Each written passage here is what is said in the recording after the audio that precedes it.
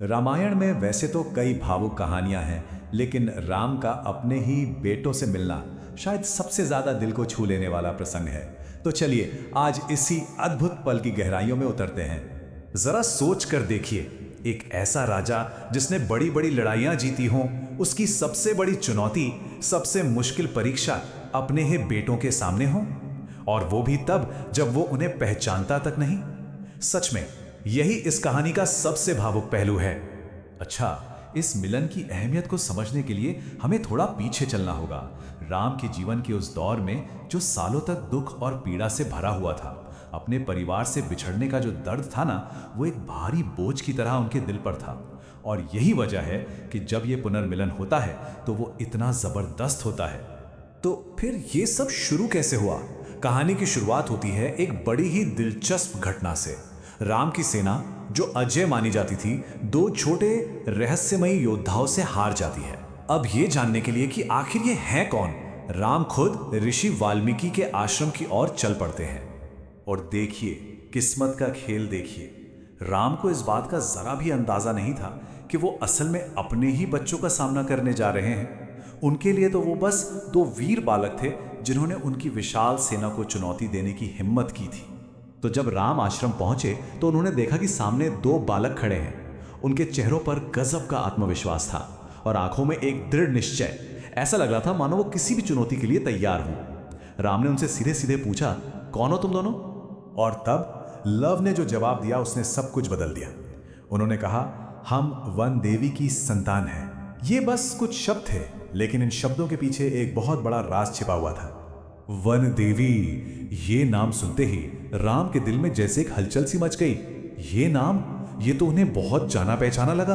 अरे, ये तो वही नाम था जिससे उनकी पत्नी सीता आश्रम में रहती थी। और बस उसी पल शक यकीन में बदलने लगा था। और बस यहीं से कहानी उस मोड़ पर आ जाती है जहां सारे शक व शुबहा खत्म हो जाते हैं। एक ऐसा सच सामने आने वाला था जो सब कुछ बदलने वाला था। देखिए, इस पल की गहराई को समझने के लिए राम के जीवन के सबसे बड़े सिद्धांत को याद करना जरूरी है, और वो है धर्म। उनका हर फैसला, उनका हर त्याग हमेशा धर्म के पालन के लिए ही तो था। और अब देखिए, धर्म का वही रास्ता उन्हें एक ऐसी सच्चाई के सामने ले आया था जिसकी उन्होंने कल्पना भी नहीं की थी। अब सोचिए, वहां क्या हो रहा होगा। एक तरफ राम को धीरे धीरे सब समझ आ रहा है, दूसरी तरफ लव और कुश, जो अब भी सच्चाई से अनजान हैं, वो राम पर बाण चलाने लगते हैं।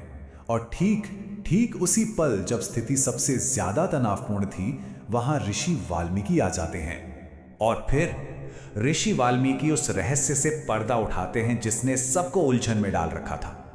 वो लव और कुश को बताते हैं कि जिस व्यक्ति से वो लड़ रहे हैं वो कोई और नहीं बल्कि उनके अपने पिता, अयोध्या के राजा श्री राम हैं।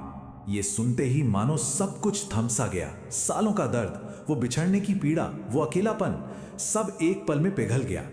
राम अपने जज्बातों को रोक नहीं पाए और उन्होंने फौरन आगे बढ़कर अपने दोनों बेटों को सीने से लगा लिया। उनका दिल उस वक्त सिर्फ और सिर्फ प्यार और खुशी से भरा हुआ था।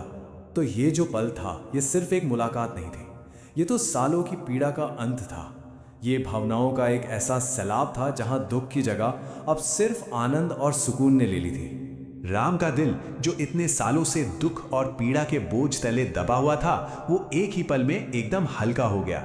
वो सारा बोझ अब राहत और खुशी में बदल चुका था। और उनकी आंखों में जो आंसू थे, वो अब दुख के नहीं, वो तो परम आनंद के आंसू थे।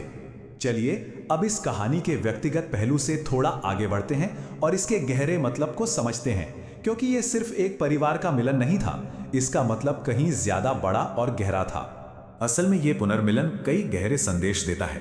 ये हमें दिखाता है कि कैसे भाग्य और कर्तव्य, यानी कि धर्म का रास्ता आखिर में न्याय तक पहुंचता ही है। ये ब्रह्मांड के बिगड़े हुए संतुलन को फिर से ठीक करने जैसा था। ये माफी का, एक नई शुरुआत का, और सबसे बढ़कर प्यार और परिवार की उस अटूट शक्ति का प्रतीक है जिसे कोई हालात नहीं तोड़ सकते।